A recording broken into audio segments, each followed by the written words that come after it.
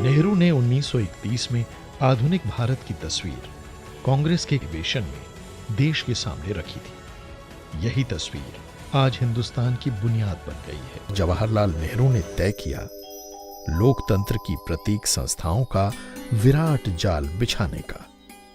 ताज्जुब है कि आज भारत को महाशक्ति में बदलने वाली वही संस्थाएं हैं जो आजादी के बाद बनाई गई थीं।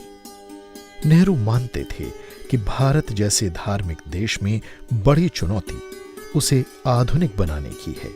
इसके लिए जरूरी था योजनाबद्ध विकास।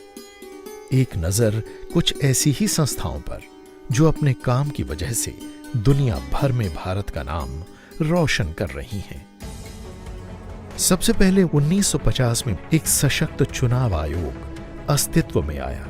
विकास को तरतीब देने के लिए 1950 में बनाया गया योजना आयोग। नौजवानों को आधुनिक तकनीक से रूबरू कराने के लिए 1950 में पहले इंडियन इंस्टीट्यूट ऑफ टेक्नोलॉजी यानी IIT ने काम शुरू कर दिया। आज इस संस्था से निकले छात्र दुनिया भर में शानदार पेशेवर माने जाते हैं। बेहतरीन चिकित्सा शिक्षा को बढ़ावा देने के लिए 60 साल पहले यानी 1956 में all India institute of medical science ने काम शुरू कर दिया। इस संस्थान से निकले डॉक्टर आज दुनिया भर में अपने ज्ञान का डंका बजा रहे हैं। हिंदुस्तान की सीमाओं की हिफाजत के लिए आधुनिक सैनिक शोध और विकास के मद्देनजर 1958 में DRDO यानी defence research and development organisation अस्तित्व में आ गया।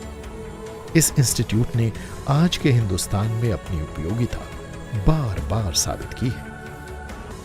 अहमदाबाद का नेशनल इंस्टीट्यूट ऑफ डिजाइनिंग यानी NID करीब 54 साल पहले यानी 1961 में शुरू हुआ। आज इसमें एडमिशन लेने वाले छात्र अपने को बेहद भाग्यशाली मानते हैं।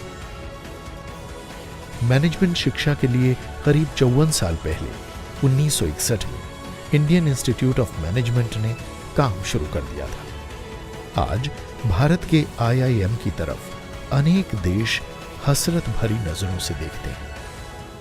60 साल पहले 1955 में सोवियत रूस की मदद से हिंदुस्तान के पहले भिलाई स्टील प्लांट ने काम शुरू किया।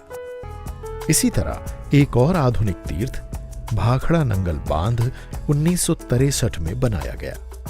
इस बांध का आज भी कोई सानी नहीं है। तेल और प्राकृतिक गैस आयोग यानी ONGC ने 1956 में काम शुरू कर दिया था। आज सारा विश्व ONGC का लोहा मानता है। इस तरह की अनेक संस्थाओं की नींव नेहरू युग में पड़ी थी।